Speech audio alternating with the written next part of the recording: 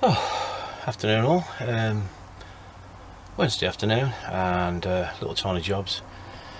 Hopefully travelling soon. No, hopefully we'll be travelling soon. Just a quick, nothing much of an update.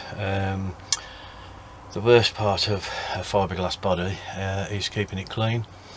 It's been standing for give or take nearly 4 months, probably a little bit longer.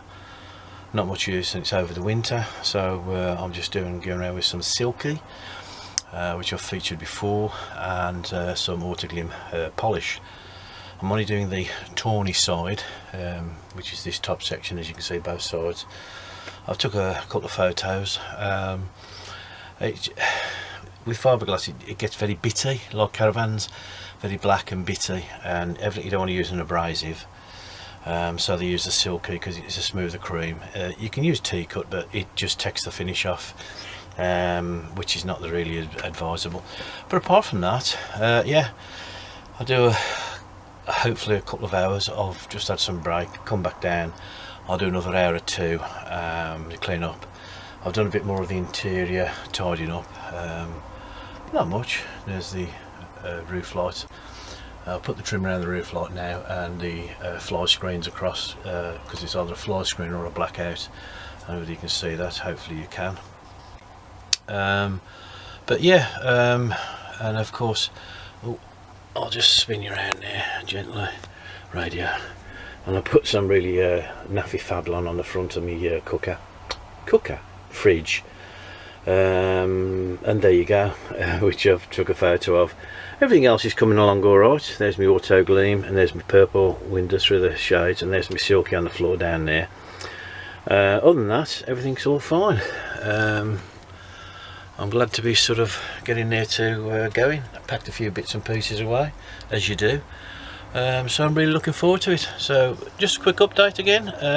Be on the road soon, doing my travels. So silky, yeah, it's just hard work, especially when your shoulders ache. Anyway, cheers folks, catch you on a bit, cheers.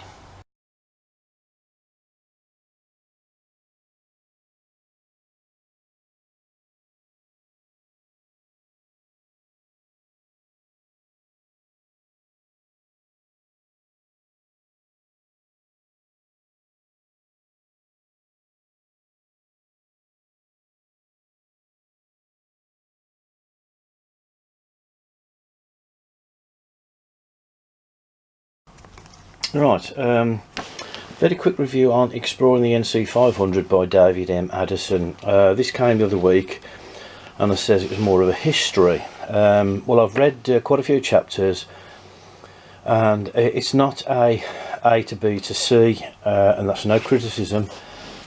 It is basically the history of the places he goes to. So if there's a museum, he breaks it down. So when you talk about the Battle of Culloden, it's all in here. Bonnie Prince Charlie goes back to the dot. So he shares most of the route up here. I've got to about Hemsdale or Dunbeath or something, Dornoch. He does all around, and basically it's just a story of the area he goes to. So wherever he goes to, he's breaking it down and gives you the history, and I mean the history. I have got no reason to doubt what he put in there. I don't know it all, and I can't check it all. But yes, it seems to be very well put together and very well written. It is not an A to Z of the route, more so. It is more of a history of the area than anything else, and that is not a criticism. So if you want a book, go for the other one I sort of done a little bit of a review on. If you want to know a bit more of the history, then this is the book for you, which breaks it down. So apologies if it's only a quick one. That is not a complaint about the book. I've read quite a few chapters, and it breaks it all the way down, and I won't read anything out of that because that's a bit unfair of me. But you know, Walter Leslie married 1316 to 90, so he breaks it all down into a certain area. But there you go, oops a daisy. Okay, cheers, thanks all folks.